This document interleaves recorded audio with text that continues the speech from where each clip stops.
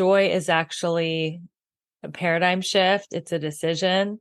It is just a way of being where everything is just a privilege, and it's about gratitude, and it's just about how we look at life, that we get to be here. We're so lucky just to be alive and be on the planet, and we get to have all these great experiences, and life is temporary. So why waste any more time not being in joy? Welcome, revolutionary mama, to the Raising Wild Hearts podcast. I'm Ryan Watkin, educator, mom of three, rebel at heart, and passionate soul on a mission to empower and inspire you. Here, we'll explore psychology, spirituality, parenthood, and the intersection where they all come together.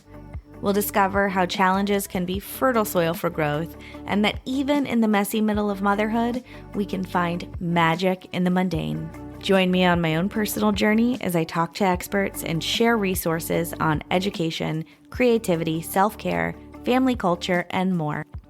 I believe we can change the world by starting at home in our own minds and hearts, and that when we do, we'll be passing down the most important legacy there is: healing.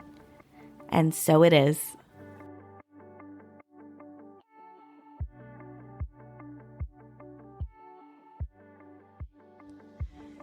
Hello, welcome back to the Raising Wild Hearts podcast. Really excited to share another epic conversation with you guys. Today I'm joined by Rebecca Whitman. We had an awesome conversation. We talked a lot about abundance. We talked about balance in the 7 areas of our lives. She has what's called the 7 pillars of abundance. So she really broke those down for us, which was really great. She's got a couple free gifts for you guys that she mentions throughout. I will also put them in the show notes so you can look below and just click on the links to find more about what she does. Towards the mid to end, I ask her about a program called 6-Figure Side Hustle. And she talks about the power of scheduling on a Sunday and keeping that time really sacred for yourself. So if you're a mama like me who might be overwhelmed, overworked, burned out, but you want to get back to the ambitious you, the career-driven you, the you who is driven by creating something for the world and for yourself and to make some income, then you definitely want to check out her answer to the question that I ask her, because that's something that I always have my finger on the pulse of. And then also we talked about success being just our measure of joy in life, which was such a beautiful segue, or just such a beautiful testament to this entire conversation. Sometimes I don't expect what people are going to say that their definition of success is. And this one, her answer about joy really surprised me, and I really felt moved by it, because I think that so often we can get caught up in the day-to-day and the, so-called maybe problems or issues that we're having. But she really talked about using joy as a meter for how successful we are. And I love that. So Rebecca is the Magnetic Abundance Mentor. She's an international best-selling author. She graduated with honors from Princeton University. She was awarded the Life Coach of the Year and Empowered Woman of the Year by International Association of Top Professionals. LA Weekly magazine featured her as one of the top 7 entrepreneurs to watch in 2023. So she also hosts the 1% globally ranked Balanced, Beautiful, and Abundant podcast, which won the Positive Change Award. Her philosophy divides life into 7 pillars of abundance, which include spiritual, physical, emotional, romantic, mental, social, and financial. She helps people achieve balance within these 7 areas so they can experience more fun and freedom in life. So you guys are going to love this conversation. It's really great. It's super practical. Sometimes when we think about abundance or magnetism, we can think that there's like this woo side of it. But the tips that she gives us are just truly gold.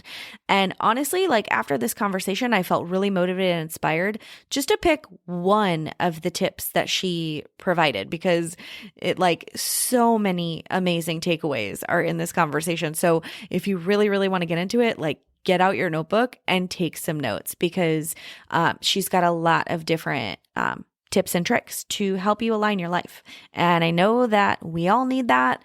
Maybe you're in the season that I am with little kids. Maybe you're in a working season. Maybe you're in a mothering season. Maybe you're all of the above. And no matter which season of life you're in, this is going to be a super valuable conversation for you. So I'm really excited to share it. Get out your notebook. If you're driving, just like put a pin in it. Bookmark the time when you're really inspired of like, oh, I need to integrate that into my life. Because like I've mentioned before this season on the podcast, listening to and consuming information, bringing more input into our lives can be very valuable. Yes. And we need to take steps, those concrete actions to integrate them in our lives. So I know I'm going to take a couple things, at least one of the things that Rebecca mentioned, and integrate it into my life. Loved it. So enjoy this conversation. Check out the links below to learn more about Rebecca and her amazing work in the world. She's got a lot of different quizzes and she's got a free gift, which is a journal that she's passing along to you. She talks about the importance of a morning practice, or really an anytime practice. So if mornings don't work for you right now, then make it an evening practice. But one of the first steps that she talks about is awareness. And something that helps us become aware of what's going on internally is getting it down on paper. So enjoy that free gift. Jump in the Raising Wild Hearts membership to become a founding member. Also, I think this conversation is very timely with the holidays coming up. As this is airing, we're probably just like knee deep in the holidays. We're just, as we recorded today, we're about to like inch up to there. We're mid-November, so we're getting there. And so I think one of the things that can come up for us in the holiday season, unintentionally, or just because maybe we're used to it, or we've never, felt or experienced anything else, is that overwhelming urge to feel busy, or like there's too much going on, or like we have all these obligations and that the calendar is too busy and the kids are eating too much sugar and it's too much. And so this is a very, very timely conversation to be balanced as you are navigating these waters of the holiday season with you and the ones you love. So enjoy this conversation, and I cannot wait to see you in the membership. Email me hello@raisingwildheartspodcast.com to ask questions for our future guests, or to give me ideas of future guests, or to pitch yourself to be on the show, because I am scheduling conversations for the new year at this point, and I'm so excited to bring you some of those conversations. So reach out, hello@raisingwildheartspodcast.com. Can't wait to talk to you. Enjoy this conversation.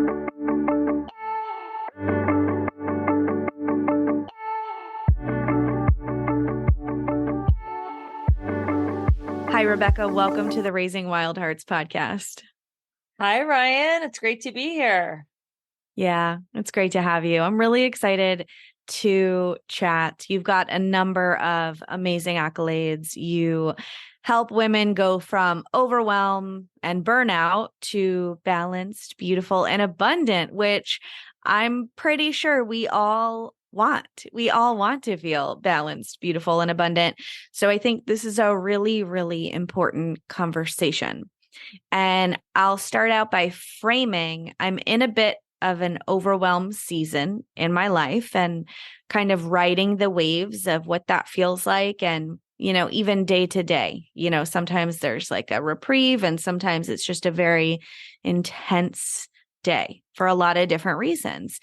And so let's talk about overwhelm first. Like, what are you seeing when people are coming to you in this state of overwhelm? What is like the immediate kind of like balm that we can put on that day to day, week to week, month to month? The main thing with overwhelm is to shift from a scarcity mentality to an abundance mentality. Overwhelm is, I don't have enough time. I don't have enough energy.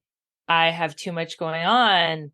And that is scarcity. That is, I don't have enough of something, right?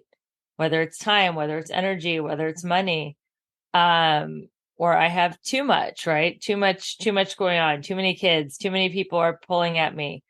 So the opposite of scarcity is abundance, and to think of overwhelm as a sign of abundance. Like you have all these great opportunities, you have all these people who want your attention, you have all these people who love you and need you, and it is absolute abundance to have overwhelm. The opposite of overwhelm is like sitting by yourself in a room, like watching Netflix all day by yourself, eating like pizza and doing absolutely nothing, which, it might be sounding nice for like a break, but if that's your whole life, if you have nothing to do, nowhere to go, no one to connect with, no one to call back, like that is complete and utter like despair and boredom. Uh-huh. So I like changing my I have to's to I get to. Like I have to take the kids to school. I have to clean a dirty diaper versus I get to. Like, do you know how many people, myself included, never had kids and wished for kids? So it Yeah. is definitely an I get to. And another thing that helps with overwhelm, excuse me, I'm just waking up. I have my froggy morning voice. Is don't do anything out of fear, obligation, or guilt, unless it really lights you up. Yep. Say no to it, Yep. because women have such a hard time saying no. And that also increases the overwhelm because we're doing so much and a lot of it we don't even want to be doing. And that doesn't feel good. Yep. So, unless something really lights you up, don't do it. Another thing to help with overwhelm is look at your schedule. And if there's one or two things you could take off your schedule today that are not absolutely crucial to your well-being and your family's well-being, just go ahead and take them off your schedule. Slow down your pace and just enjoy the journey, because before you know it, you'll be driving your kids off to college and you'll be like, wow, where did those 18 years go? So Mhm. just know that, like you said, Ryan, it is a season, it will pass, and enjoy the journey. Yeah, I love that reframe from thinking about it as just an overabundance of love, excitement, chaos, little voices, things going on in the home, because that's very much how I feel right now. And to reframe that as like just this overabundance of joy, because, mostly kids are really, especially when they're really young, connected to this joyous, part of them. Like my 2-year-old, just everything is like the coolest thing in the world. It's inconvenient for me to stop and look at a butterfly cocoon for 5 minutes. But to him, this is like the juice of life. Like this is like what life is all about. So I really love that reframe. Great, great tips for how to just like ground back in. When I think of saying no to anything that doesn't light me up, this is the one as parents that can get us a little bit, as humans, really. But I think about it through a motherhood lens because we've got these obligatory birthday parties or homework or, different things that our children need and want and etc. And then we've got this balance of, well, does this feel really good for me? Joining the PTA, going to the birthday party, going to the third play date of the week. I'm finding that I'm saying no more and more to things like that because it doesn't align for me. And so I'm curious where that balance of like giving your kids what they need and want and, really honoring what I need and want. Like, where's that line?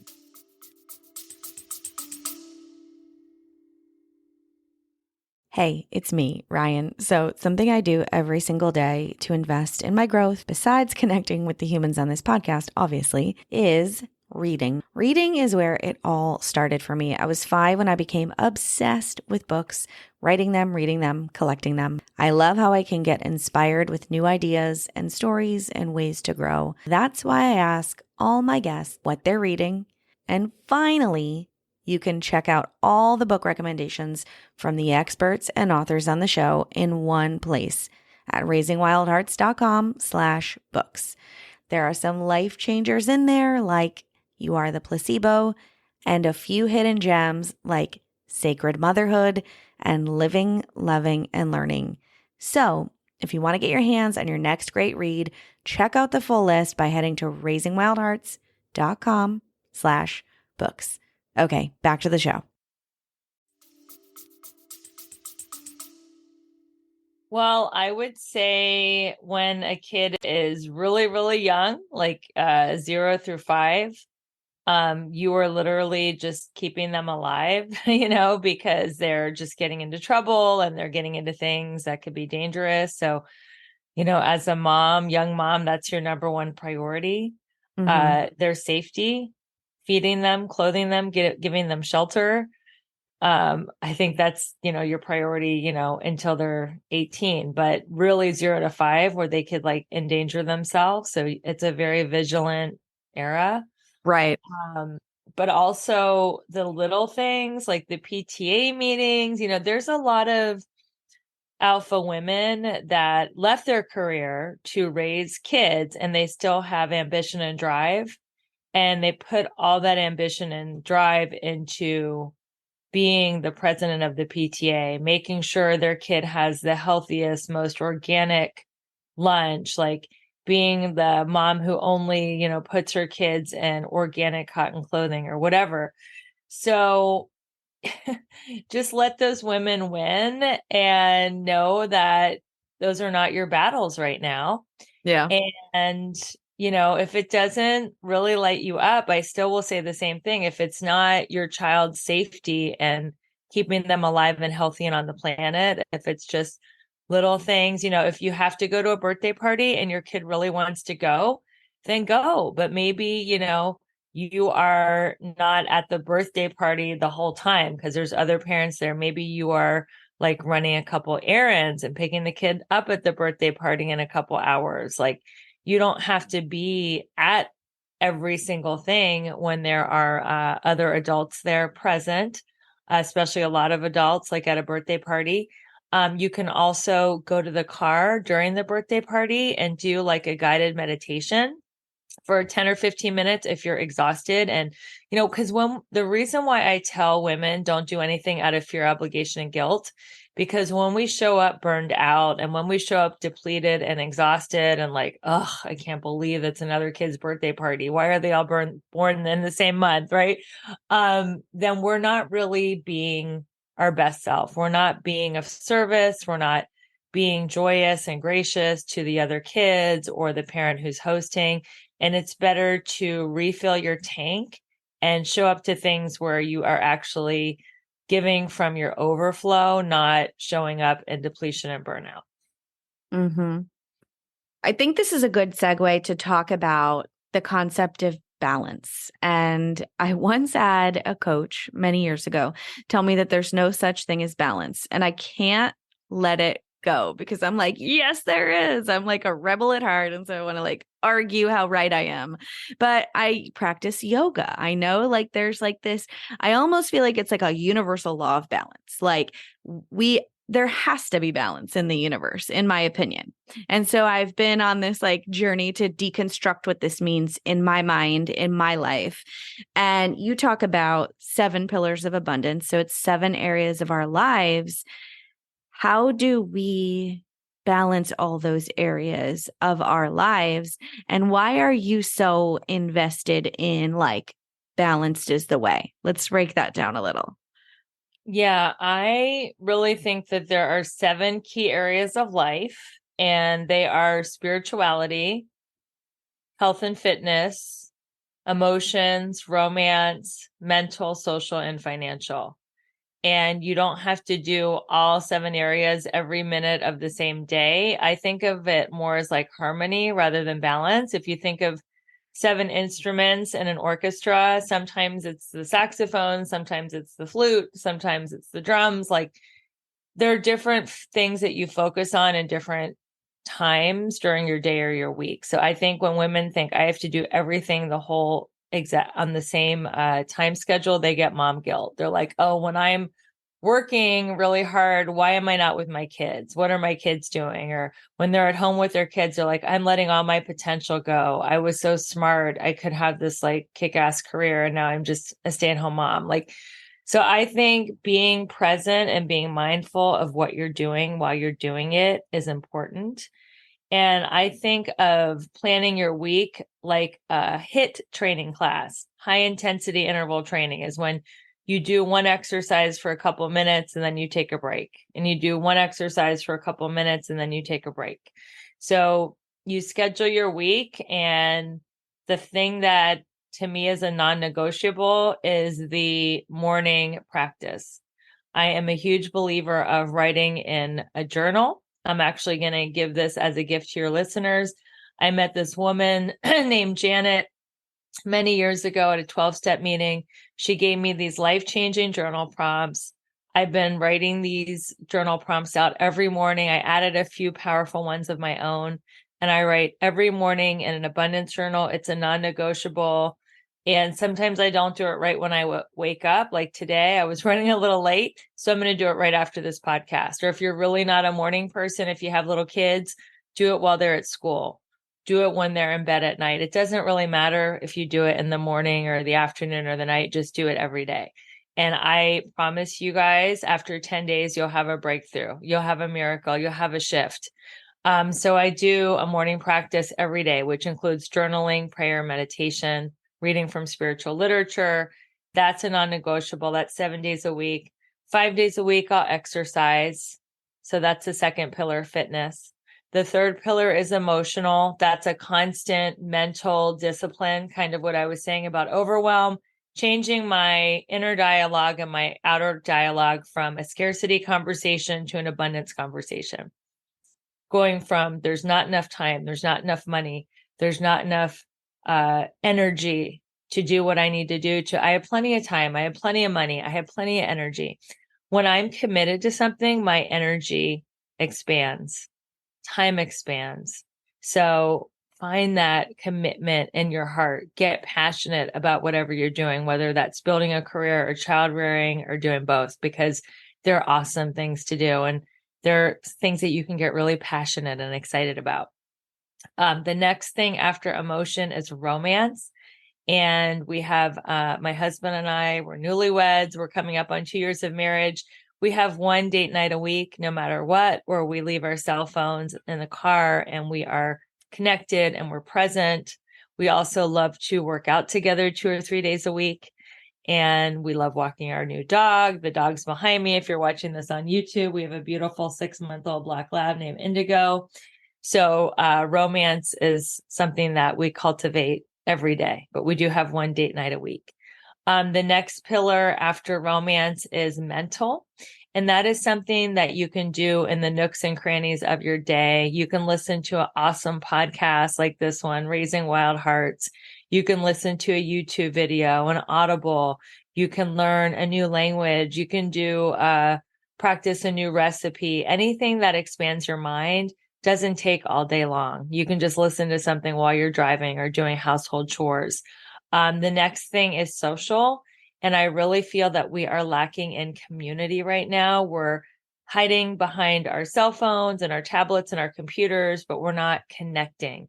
And now that we are allowed to have live events again, I would encourage all your listeners to try to go to live events, get into a community, whether it's a yoga class or church or temple or anything, whatever you think, the PTA, the neighborhood, whatever it is, women's networking groups, join communities, because community creates immunity. And with the world as crazy as it is, community is really going to lift you up. And when I went through a really acrimonious divorce where I was getting sued for spousal support after only 3 years of marriage, it was the women in my community that really lifted me up and carried me through. And finally, the seventh pillar is financial. And everybody thinks it's all about money because we're in capitalism. And if I make a ton of money, I can hire a personal trainer. I'll look really hot for my husband or my partner. I'll feel comfortable putting on my bathing suit. We'll go on a spiritual retreat in Costa Rica, and we'll socialize with other couples, and we'll get really spiritual, and we'll do yoga together, and we'll work on our mindset. So in my personal experience, money is the last piece of the puzzle to click into place when I am spiritually and physically fit, in harmonious relationship with friends and my husband, when I am working on my mindset, I will attract opportunities. I will attract people, places, things, situations, clients. And that is why I call myself the magnetic abundance mentor. Because when you have your area in alignment in these 7 areas, you will magnetize people to you. They will be drawn to you and life will get a lot easier. The goal is to create abundance with ease and grace, not to make your life harder. So that is my long explanation. Yeah, that's great.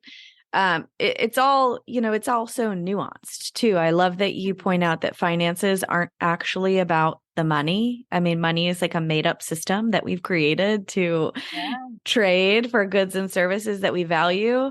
So I think that's something that's really important. So if somebody comes to you and 1 or 2, let's say, areas of their lives are like totally in the tank, like just like non-existent, suffering, like how do you coach somebody to take those just like baby steps to get that back into alignment?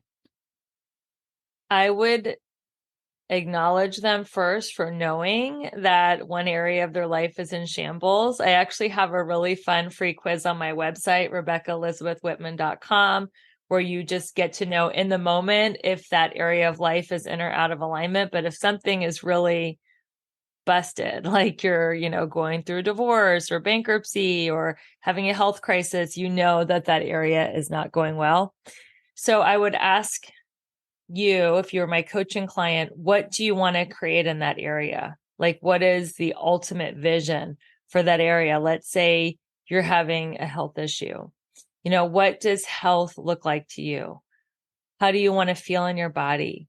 What do you want to weigh? How do you want to dress? How confident will you feel when you solve this health issue, whether it's just weight or anything? You'll feel confident when you're feeling vibrant and radiant in that area of your life. And what difference will that make in your life? So you have to create from a vision of where you're going. And then the next question is, well, what is it going to take from you to create that vision? What's going to change? What actions are going to need to happen? And how can we take those actions together? How can I hold you accountable to take those actions? Because a lot of times we know what we need to do to get healthy, but we just don't do it. It's easier just to stay in our old habits and our old ways. It's kind of like an old pair of jeans. We know they're stained and have holes in them and out of fashion, but they just fit so good. So it's about holding the person accountable and then just showing that person compassion and grace, because transformation is not just a direct line. It's like 3 steps forward, 2 steps back, 5 steps forward, 1 step back, 1 step forward, 3 steps back. It is a process, and just to be gentle and compassionate with yourself. And as long as you know what it is that you want to create in that area, just keep going and trust in divine timing that you will get there when you're supposed to get there. Right. And I think this is where the journaling comes in too, because it helps us really take from our brain down to paper. Like it helps us define, maybe what we're struggling with. And sure, that like gets it out. But then a step beyond that of like, okay, we're struggling. What would it look like if we weren't? What would it look like if we were really joyous in this area of our lives? So I think that's where your journal to everybody, your free journal gift is going to come in handy. So thank you for that. And we'll put that link in the show notes too. Great. So do you find, I'm so curious because when I first started working with coaches in like 2018, 2019, I was going to them being like, just tell me what to do. Like, just tell me what the fuck to do with my life. Like, what should I do? I'm glad we can cuss on your podcast. Oh, yes, please let him rip. I always put the E there just in case, because it just comes out. So I have pivoted from that a bit to like knowing that the answers are within me and finding that coaches, teachers, guides are really those people to point out our blind spots lovingly. And like you said, hold compassion for what we're going through. So how much are you seeing that people are coming to you telling you, like, just tell me what to do, tell me how to fix my life? Or are they taking personal accountability? Or is that like a journey to realize that the answers are within them? You're just this like guide for the transformation. I think coaching and therapy are a little different because therapists are like not allowed to tell you what to do, even though I know some do. They are just supposed to ask you thought-provoking questions. And I think coaching is really what the person needs. Like if somebody really wants to be told, like I have a program, 7 Steps to Manifest Your Soulmate in Midlife. I basically just deconstructed exactly how I met my husband, reverse engineered it, and I just give it to you on a silver platter. It's a roadmap. We walk through it. Of course, there's personal growth that happens in the process, but some people are just like, just show me how to meet my soulmate. Like I have found everything that I'm doing is wrong. I'm going on all these dates. They all suck. I don't like anyone. They don't like me. I hate internet dating. I hate swiping. Like I'm at my wit's end. Just show me what to do. And some people really want that roadmap. And that is why a coach is different than a therapist.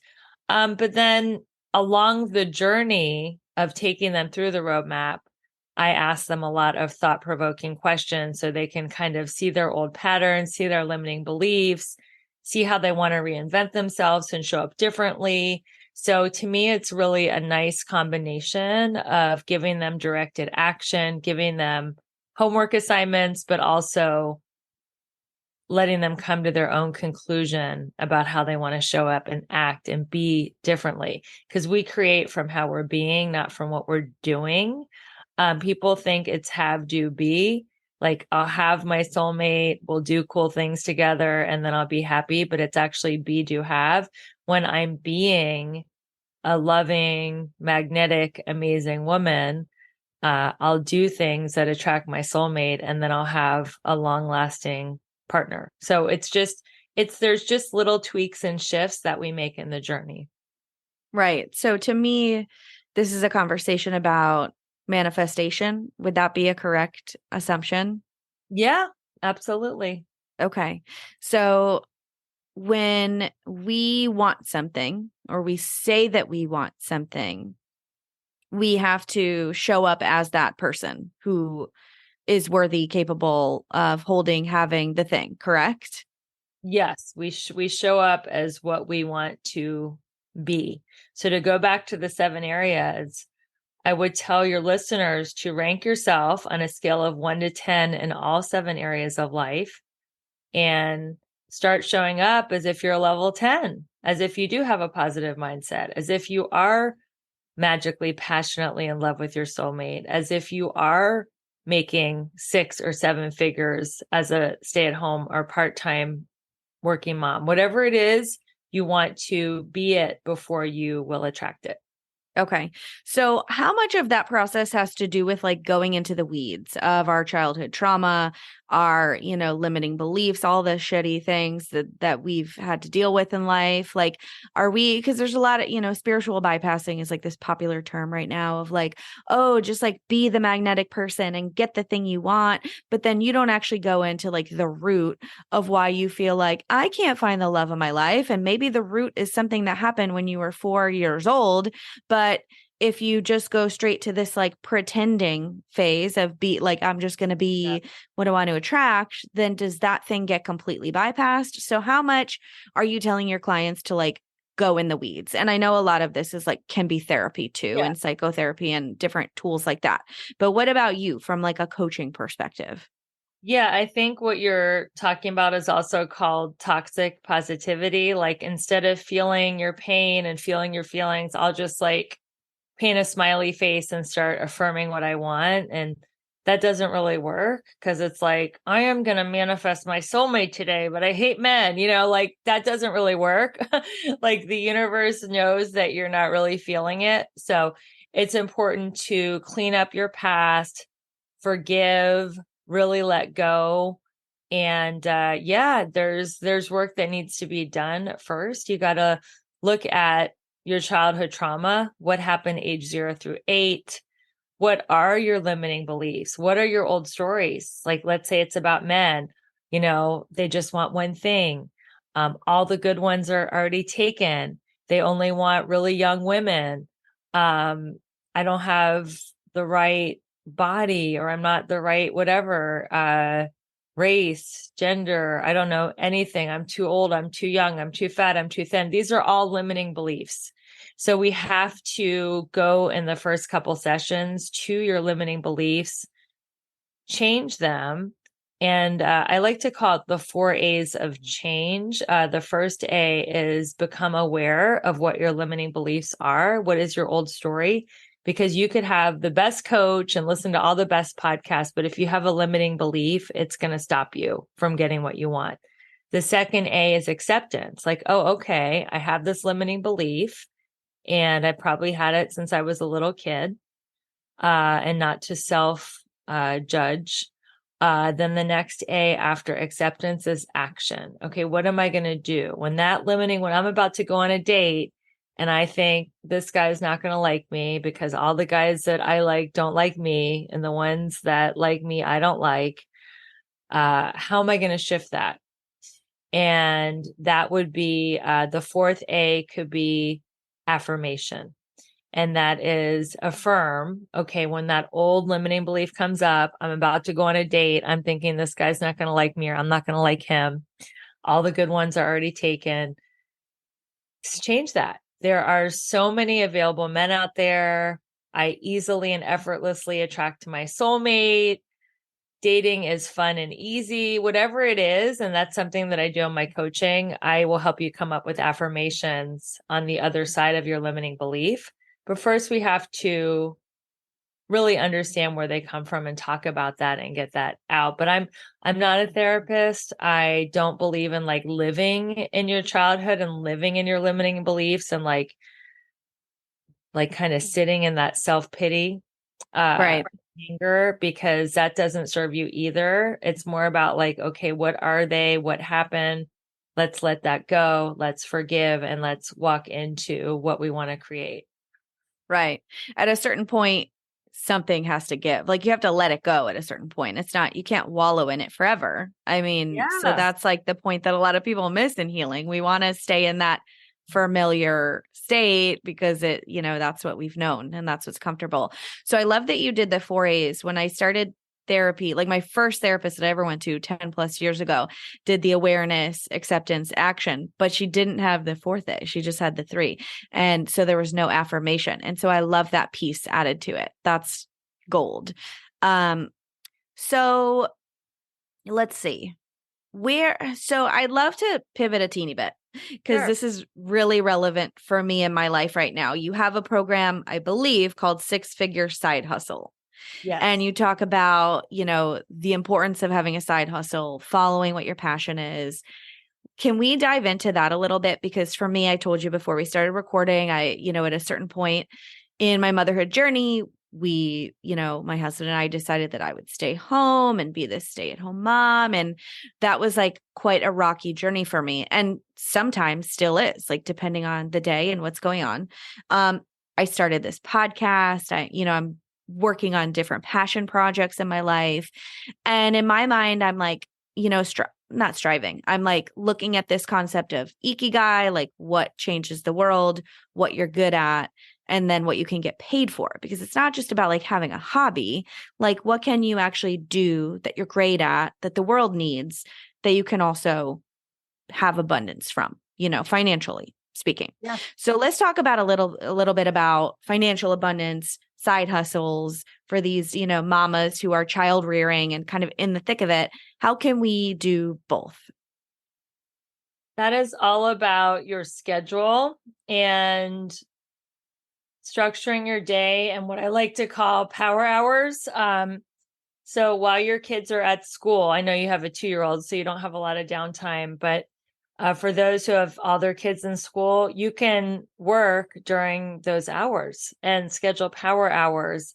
Even if you scheduled 5 power hours a week while your husband could watch your kid, you could create a business in 5 hours a week if you are really disciplined with your time and keep to your power hours. So you want to, on a Sunday night, schedule your power hours, whether it's 5, 10, 20 hours a week. And then be protective about those power hours. Act as if you had a job in an office with, a salary. And if somebody called you during those hours, or if a kid needed your help, you would not be able to say yes. So schedule your power hours, set boundaries around the power hours. And then within the power hours, I like a method called the Pomodoro method. And that is 25 minutes of concentrated effort and a 5-minute break.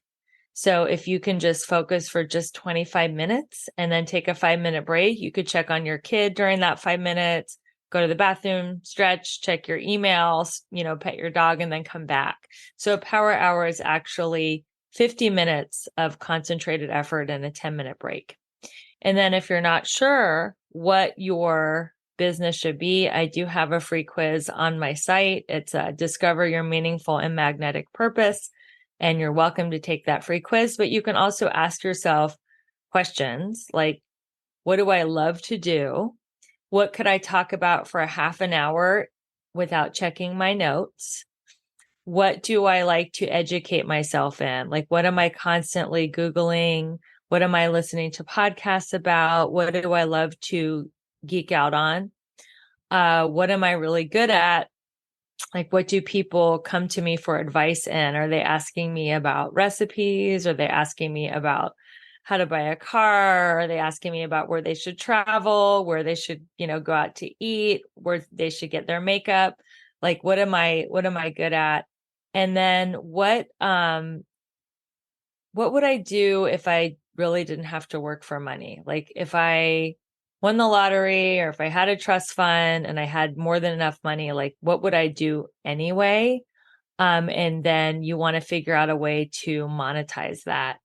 And these are all really powerful questions to ask yourself. And sometimes, it might surprise you because you don't think about, oh, what are people constantly asking me for advice in? That is kind of how I came up with my 7 steps to manifest your soulmate. Cause I am really into health and nutrition. I own a health and wellness business.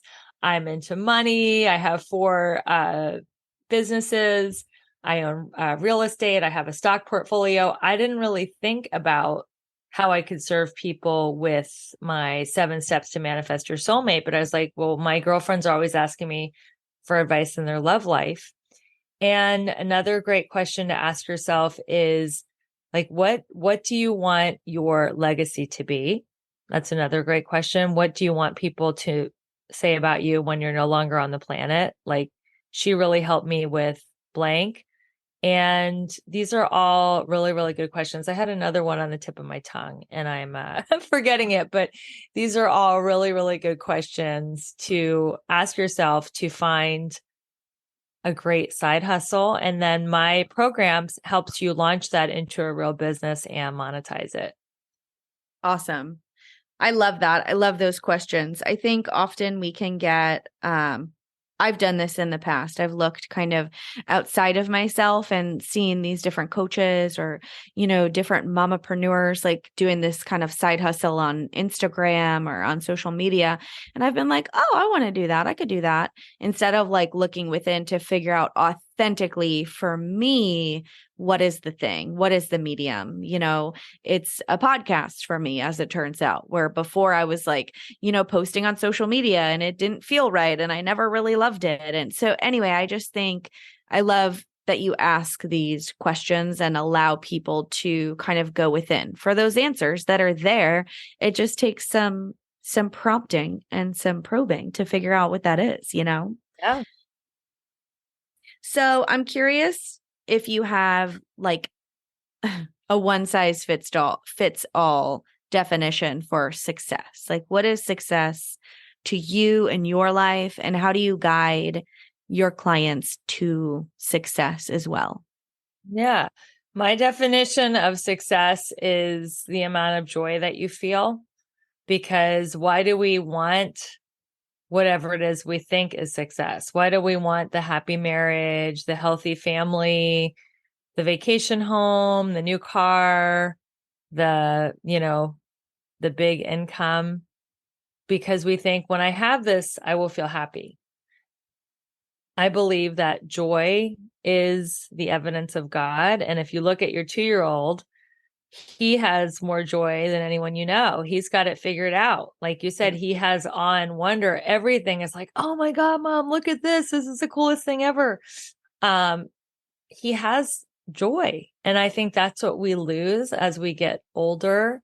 We think our joy is outside of us, and we've got to get something to feel worthy and to feel joyous. But joy is actually a paradigm shift. It's a decision. It is just a way of being where everything is just a privilege, and it's about gratitude, and it's just about how we look at life, that we get to be here. We're so lucky just to be alive and be on the planet, and we get to have all these great experiences, and life is temporary. So why waste any more time not being in joy? I love that. So I this morning my kids slept in, which like till like a little bit before 7. And I was like, oh my God, I woke up and nobody was calling for me. I was like, oh my God, this is so amazing. And so I was laying there trying to cultivate this feeling of gratitude. And I'm like, okay, I'm super grateful that my kids, slept in a little bit. And, if I'm honest, like sometimes it's hard to do it on command. Like I was like trying to get to this emotional state where I felt like super abundant. I felt expansive. And I was like bumping up against like, I know I got to get up. They're going to be up any second. They're going to call for me. I'm going to need to make breakfast. Da, da, da, da, da. And I'm like, I know, right? Logically that I need to cultivate this like joy, this like bliss and whatever. And then sometimes my brain is like, yeah, but you also have to do all of this. So I don't know what my exact question is here other than like, how do we embody that feeling, even when we don't freaking feel like it? Yeah. So I would say to, if you're in bed going, oh my God, I've got to like turn on gratitude before I do my day of all these activities for kids, I would say to get into your 5 senses, just being really grateful that you're feeling your bed, that it's soft, that you have soft sheets, that you have bedding. So that would be feeling, what are you seeing? You're just so grateful that you can actually see, that you can see that nobody needs you at the moment, that you actually can be with yourself. What are you listening to? Oh my God, I don't hear crying. I don't hear screaming. There's actually peace in the house. Wow, that's a different sound. I don't usually hear nothing. Wow, this is what peace sounds like. What am I tasting? What am I going to have next? Like, am I going to make coffee? Am I going to have orange juice? Am I going to have tea? And then I think that's all 5 senses. But yeah, get into your 5 senses.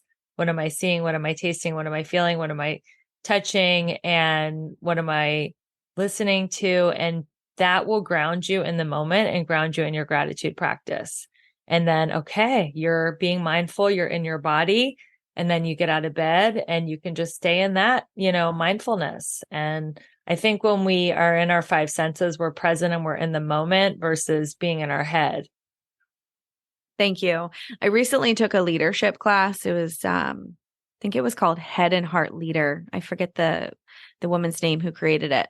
And I was very surprised to learn that I lead from my head. And I'm like, wait a minute. I thought I was very heart centered. But and it's not necessarily like hard and fast here, but it gave me a lot of insight to my leadership style. And I do go a lot from my head. Like I was a great student in school. And so I feel comfortable in this like logical, intelligent researching place, and to drop into my body and just being in the flow, like a very feminine essence, is like something I'm opening myself to do more and more. So that is super helpful. Just thinking about it like in the 5 senses realm. That's amazing. Joy is the evidence of God. I mean, that is amazing. And how much joy can we feel in a day, right? If we think about it like that, then our problems don't seem so big. Even if they are kind of big, they seem a little less big, I love that. So As we kind of start to wrap up here, I would love to ask you a few questions that I ask everybody at the end, Rebecca. And the first question, which is kind of a bonus question that I've added in recently, is if you could teach a class to a group of elementary aged kids tomorrow, what would you teach them? Oh my God. I have been on over 100 podcasts. These questions are so fun. I've never been asked this. What I would teach them would be conflict resolution, because I think that so many people do not know how to resolve conflicts. Yeah. People have grudges, people like abandon their family members and lovers and great relationships because they don't know conflict resolution. So Yeah. I would teach the kids how to resolve a conflict by using the sandwich method, and that's compliment, criticize, compliment. Okay. Got it. So I love the way you blank and then, but this isn't going to work for me. And then I really love that you're willing to listen to me And then about this, and then something, ask for what you want. Yeah. and then ask for what you want. Is this similar to like a nonviolent communication? Does it kind of go on the Similar. same, Yeah, yeah, similar? yeah. Okay. Okay, Yeah. cool. I love that you exactly. I love that you blank. However, I'm not comfortable with blank. So will you consider doing blank? And again, you're just a wonderful, wonderful blank, you know? Yeah. And it's just so simple. Yeah. And so many people don't have conflict resolution. So they either go silent and they ghost people or they get angry. And yeah, I think that would change the world if kids learned the sandwich method. I agree. And in our homes too, with Yeah. siblings, like we've got sibling conflicts and thinking about that for them to help them, to help to guide them in a way to like do it with each other. Like Yeah. oftentimes I feel like a referee, like waving the flag, like taking sides, like, mom loves you more. It's like, oh my God. So yes, like just a very neutral like method would be super helpful. Love that. The second question is, what, if anything, are you reading right now? I wish I would read more. My husband reads more books in a year than I've read since I graduated from college 30 years ago. Okay. The reason why I teach burnout is because that's the thing that escaped my mind that I wanted to tell your listeners about their passionate side hustle is, who were you before your transformation? That's who you can serve. So before my transformation, I was someone who was burned out. That's why I love helping women go from burned out to balanced, beautiful, and abundant. So I'm like a compulsive overdoer. I have 4 businesses. Like I have to be productive every second of the day. And even though like self-help is considered very productive, I would rather listen to an audible than sit down and read. Yep. So, what am I reading now? I am actually reading a cookbook that is by Sean Stevenson. Oh, that's on my list. It's on healthy eating and how Yep. to have like more family time around the table. Uh-huh. Just got it. Okay, I'm reading that. I'm reading a cool. cookbook, and then I have so many because I also have a podcast and I have a lot of business people and salespeople that have sent me so many books that I couldn't even tell you off the top of my head what their titles are. I know it sounds terrible, but I really want to read them. So yeah, if you think I'm like some kind of an ascended master that has like the perfect schedule where I read, no, but I am enjoying Sean Stevenson's cookbook right now. Awesome. I'm so glad you said that. It's on my list. It's in my cart. One of Yeah. my things on one of my apps. Okay. The next question is, what's bringing you joy today?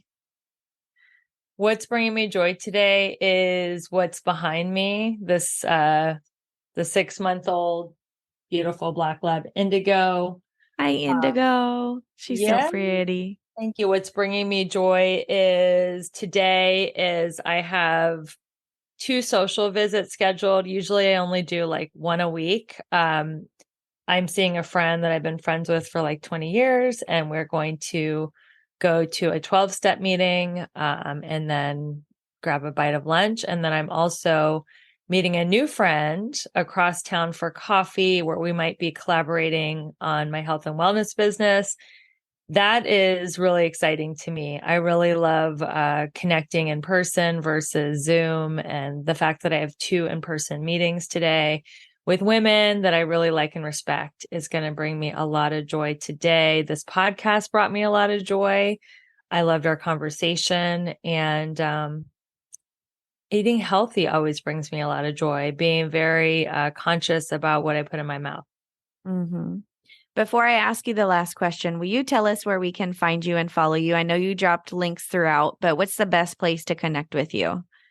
Sure. The best way to find me is through my Linktree link, which also has the Abundance Journal, the podcast. I do a free women's circle where I offer coaching, accountability, and support every week, Tuesdays at 12 Pacific, 3 Eastern. You can always jump in there and just get some coaching and meet some great women. That's all in my Linktree link. If you want to go directly to my website, RebeccaElizabethWhitman.com. And if you want to talk to me on social, it's at Rebecca E. Whitman for Instagram, Twitter, Clubhouse, Threads. Make sure you put that E in, Rebecca E. Whitman. Awesome. And then the last question is, who or what have you learned the most from? I love that. I would say my number one spiritual teacher has been a gentleman named Michael Beckwith. He is the founder of Agape International Spiritual Center. He's a best-selling author. I was so honored that he also endorsed my book, How to Make a Six-Figure Income Working Part-Time. And I have just been studying his teaching since 2003. So now for 20 years. And a lot of what I teach and why I am joyous when I am joyous is because of what I've learned from him. And he's also a spiritual mentor to Sean Stevenson, who's the current book that I'm reading. So he's just a great thought leader and a wonderful teacher for me. And he officiated my first wedding, which was a huge honor. The marriage didn't take, but it was an honor to have him as my wedding officiant. Amazing. Thank you so much for the work you're doing in the world and showing up and bringing us your wisdom. We really, really appreciate you, Rebecca. Thank you for having me on your show. This has been an amazing conversation, Ryan.